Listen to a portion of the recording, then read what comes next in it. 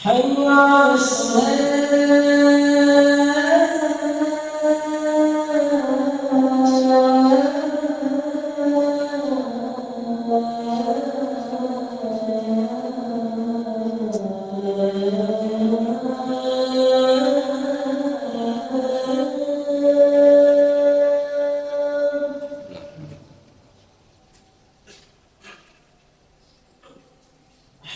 على الصلاة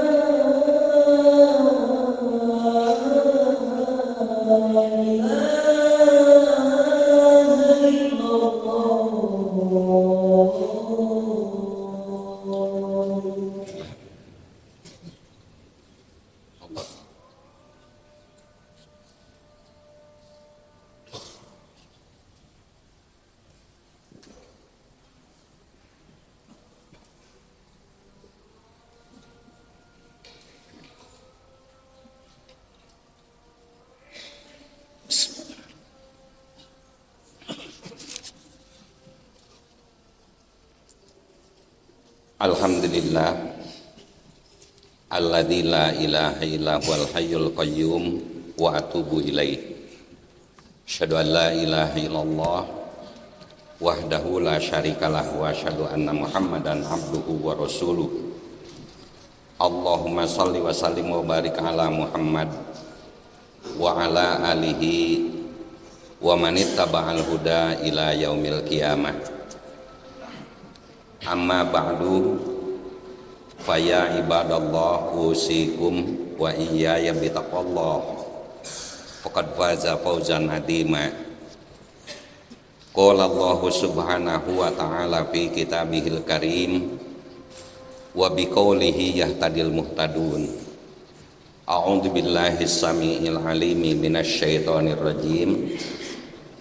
Wa idza sa'alaka ibadi anni fa inni qarib ujibu da'watad da'i idza da'an falyastajibu li wal yu'minu bi la'allahum yarshudun. Shadaqallahul azim.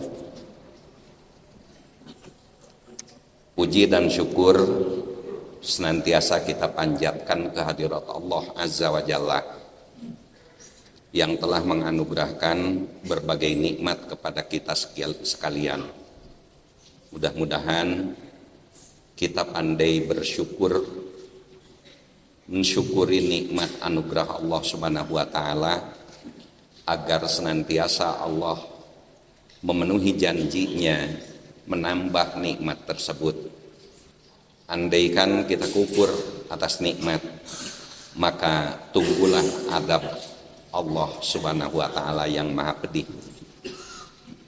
Kemudian dari itu, di bulan Ramadan kemarin terutama, setiap kaum mukminin, setiap kaum muslimin senantiasa memperbanyak doa dan zikir. Bahkan doa dan zikir itu dibacakan lagi di hampir setiap saat kita berdoa kepada Allah Subhanahu wa ta'ala. Artinya bahwasannya seseorang atau kita ini adalah butuh kepada Allah Subhanahu wa ta'ala. Orang yang tidak berdoa adalah orang yang tidak butuh. Doa adalah permohonan, apa yang kita mohon, apa yang kita minta.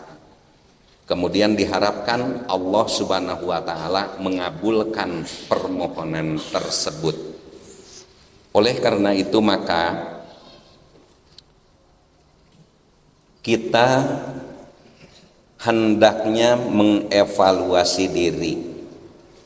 Apakah doa-doa yang dipanjatkan kepada Allah Subhanahu wa ta'ala itu sudah dikabul atau belum?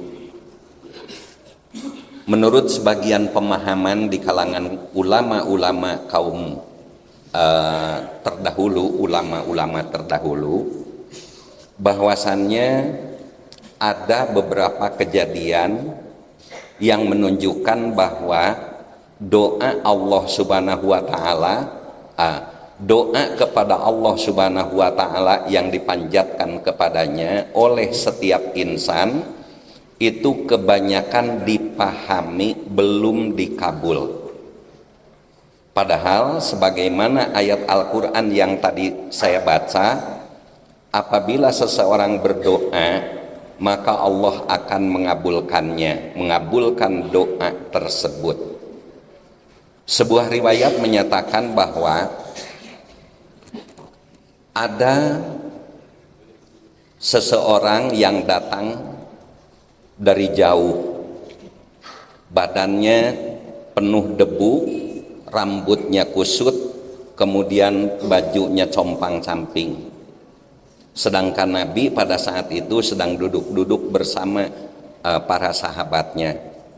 Kemudian si orang yang datang tersebut memanjatkan doa sambil menengadahkan mukanya ke langit, lalu mengangkat tangannya tinggi-tinggi. Ya Rob, Ya Rabb, ya Rabb, kabulkanlah doaku, kabulkanlah doaku, kabulkanlah doaku. Para sahabat berkomentar pada saat itu, ya Rasulullah, pasti doa orang tersebut dikabul oleh Allah Subhanahu wa taala. Namun kemudian Rasulullah Shallallahu alaihi wasallam menimpal bahwasannya doa orang tersebut, kata Rasulullah, tidak akan dikabulkan alias ditolak. Sehingga para sahabat bertanya, kenapa wahai Rasulullah? Karena kata Rasulullah, badannya, tubuhnya dibesarkan dengan harta yang haram, pakaiannya dibeli dengan harta yang haram, perjalanannya pun walaupun jauh adalah perjalanan yang haram. Oleh karena itu maka doanya ditolak oleh Allah Subhanahu wa taala, kata Rasulullah. Jamaah rahimakumullah, di situ dari riwayat tersebut menyatakan bahwa harta yang haram manakala digunakan oleh kita, baik dimakan, dipakai ataupun digunakan yang lainnya, adalah akan berdampak negatif, akan berdampak jelek, akan berdampak buruk. Nah, ditolaknya doa adalah satu hal yang merupakan simbol bahwasannya doa orang tersebut tidak dikabul oleh Allah Subhanahu wa taala karena harta atau apa yang diminta oleh yang bersangkutan. Maka hal tersebut adalah sesuatu yang baik yang datang dari Allah Subhanahu wa taala. Sedangkan manakala hartanya yang badannya yang dibesarkan oleh harta yang haram, kemudian pakaiannya pakaian yang haram, perjalanannya pun perjalanan yang haram, maka diharamkan pula disentuh oleh harta yang halal dari Allah Subhanahu wa taala. Sekarang secara global kita lihat doa kaum muslimin khususnya di Indonesia itu banyak dipanjatkan, banyak disampaikan kepada Allah Subhanahu wa taala di setiap saat agar ada perubahan situasi, perubahan kondisi, perubahan dari sesuatu yang lemah menjadi kuat, perubahan dari sesuatu yang mundur menjadi maju, dari stagnan menjadi lebih maju lagi, untuk lebih ada perbaikan-perbaikan di masa mendatang. Tetapi doa tersebut banyak dipanjatkan oleh banyak orang, namun kabul dari Allah Subhanahu wa taala masih dipertanyakan. Apakah doa-doa tersebut yang kita panjatkan itu adalah doa yang baik? Itu pertanyaannya. Kita harus mengevaluasi diri. Kemudian yang kedua, penduduk negara kita ini apakah masih banyak yang korup? Karena harta korup bisa jadi membesarkan tubuhnya, bisa jadi membungkus tubuhnya, bisa jadi digunakan untuk berbagai aktivitas. Dan aktivitas-aktivitas tersebut adalah aktivitas yang dipandang baik untuk hablum minallah dan untuk hablum minanas. Oleh karena itu maka mesti dievaluasi. Kita harus introspeksi terhadap diri kita masing-masing. Nah, itu yang pertama. Kemudian yang kedua, mungkin saja kesimpulannya bahwa Allah belum mengabulkan, itu adalah sebagai ujian dari Allah Subhanahu wa taala. Atau mungkin saja Allah belum mengabulkannya itu, belum mengabulkan doanya itu adalah disebabkan karena kita tidak memahami pengabulan Allah terhadap doa tersebut. Satu contoh misalnya yang paling enteng, Apabila kita sebagai ayah diminta uang 5 juta oleh anak di usia 3 tahun atau 5 tahun, mesti kita tidak akan memberikannya. Kenapa? Karena orang tuanya ngukur bahwasannya anak yang sebesar ini belum mampu untuk mengelola uang yang sebesar itu. Oleh karena itu maka mesti introspeksi terhadap diri sendiri. Jamaah rahimakumullah, di dalam riwayat-riwayat yang terdapat di dalam kitab-kitab hadis, seperti misalnya yang diriwayatkan di dalam sebuah kitab kecil dan tipis, namanya adalah kitab Wasiyatul Mustafa. Artinya wasiat yang disampaikan oleh Nabi Muhammad SAW, orang yang terpilih. Ini wasiat kepada Ali bin Abi Thalib. Pada suatu saat Rasulullah SAW memanggil Ali bin Abi Thalib, "Wahai Ali, kesinilah kau." Nah, kemudian Ali datang, kemudian berduaan antara Nabi Muhammad SAW dengan Ali bin Abi Thalib, tidak ditemani yang lainnya. Kemudian Rasulullah SAW menyatakan bahwa hendaklah kamu hati-hati memakan harta, bahwasannya harta yang halal akan berdampak positif terhadap seluruh aktivitas kehidupan kalian, atas aktivitas kehidupan kamu. Sedangkan harta yang haram itu akan mempengaruhi jelek, mempengaruhi busuk, mempengaruhi yang tidak baik terhadap aktivitas kehidupan kamu. Begitupun harta yang syubhat. Jadi ada 3. Harta halal dapat menimbulkan positif, baik. Kemudian harta yang haram dapat menimbulkan yang negatif. Kemudian harta yang syubhat dapat menimbulkan keraguan-raguan sikap jiwa. Dari riwayat tersebut disebutkan bahwa yang pertama, makanan yang statusnya halal sudah jelas hukumnya boleh dimakan. Kemudian boleh juga dimiliki serta tidak bermasalah bagi sesuatu apapun. Nah, yang demikian itu akan berdampak positif terhadap spiritualitas dan terhadap mentalitas, moralitas manusia. Di antara yang disebutkan oleh Rasulullah SAW, apabila seseorang memakan harta yang halal, itu sofa dinuhu. Sofa dinuhu itu jernih sikap keberagamaannya, tidak ditunggangi oleh sesuatu apapun. Jadi hanya lillahi ta'ala. Senantiasa dia kalau mau mengerjakan, dia mengucapkan bismillah atas nama Allah.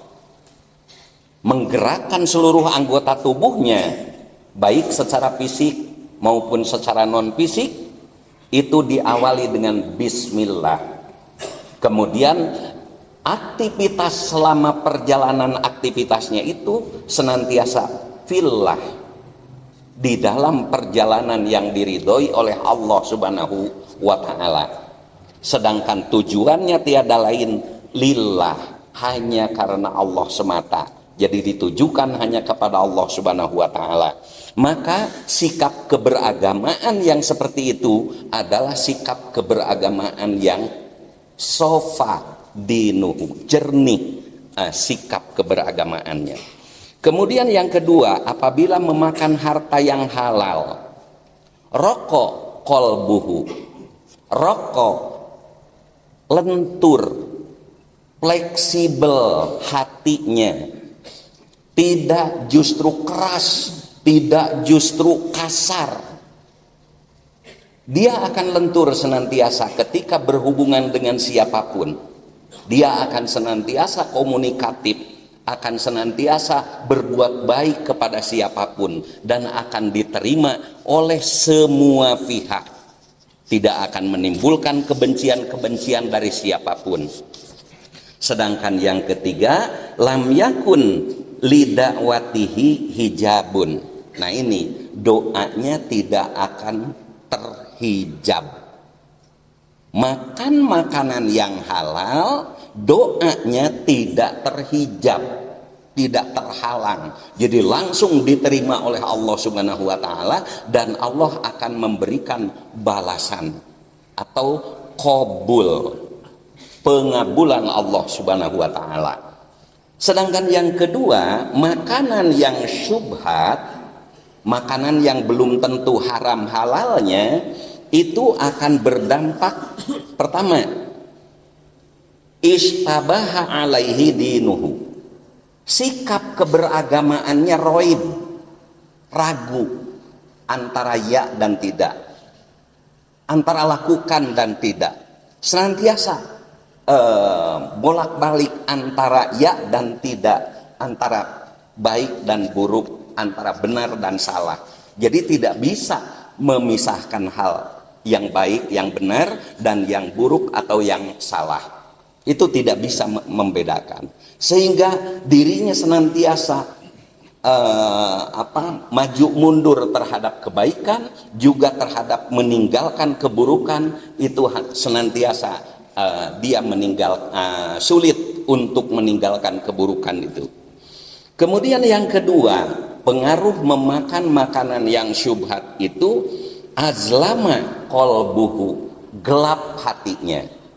Kalau gelap hatinya, berarti dia tidak dapat menentukan mana yang harus dia yakini dan mana yang harus dia tinggalkan.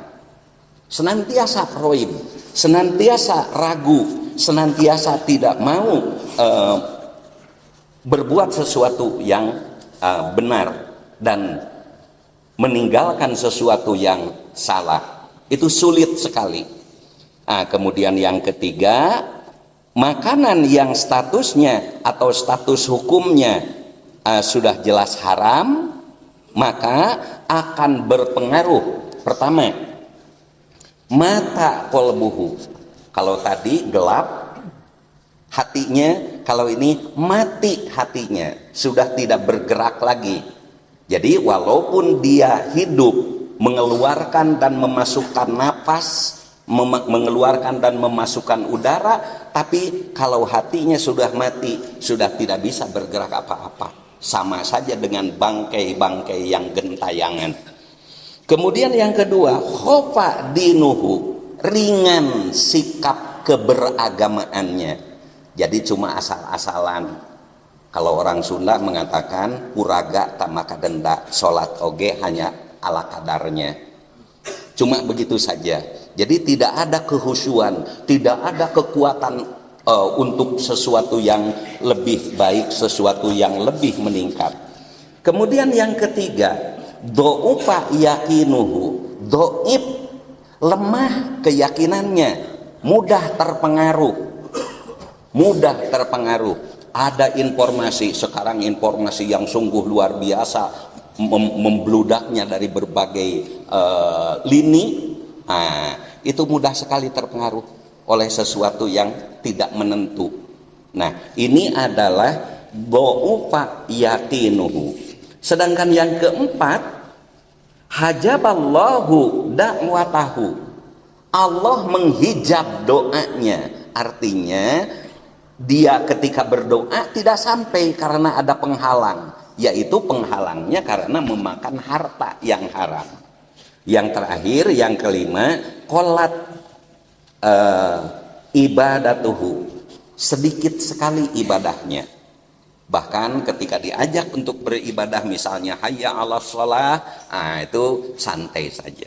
Jadi tidak ada sikap yang positif. Barakallahu li wa lakum fil Qur'anil azim wa nafa'ani wa iyyakum bima fihi minal ayati wa zikril hakim. Astagfirullah li wa lakum.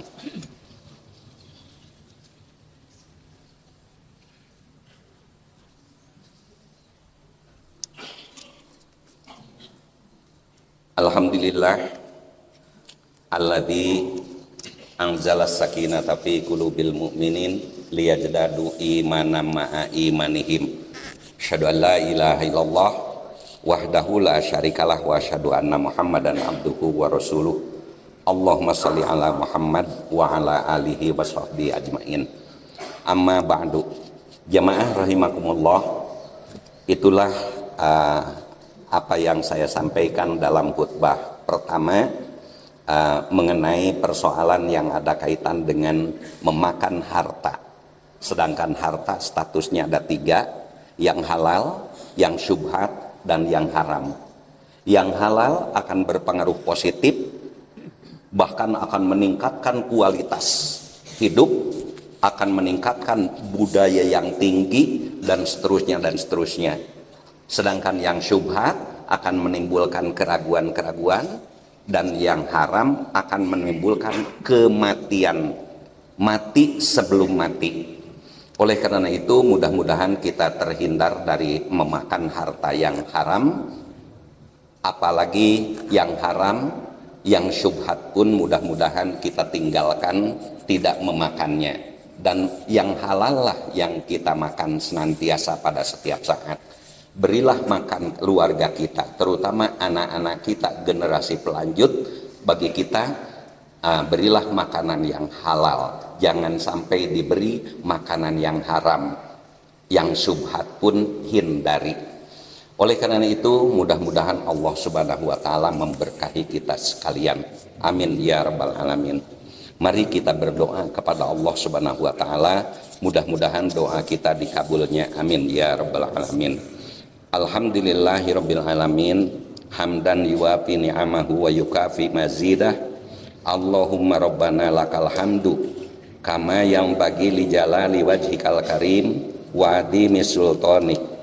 Allahumma fasalli wa sallim wa barik ala hadan nabiyil karim Muhammadi wa ala alihi wa sahbihi ajmain.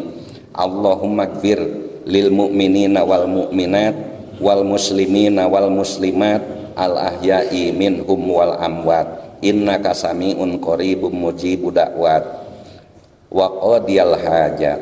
Allahumma inna nas'aluka tsabata bil amri wa nas'aluka azimata rusydi wa nas'aluka syukra nikmataka wa husna ibadatika wa nas'aluka lisana sidkin wa qalban salim wa na'udzubika min syarri ma ta'lamu wa nas'aluka min khairi ma ta'lamu.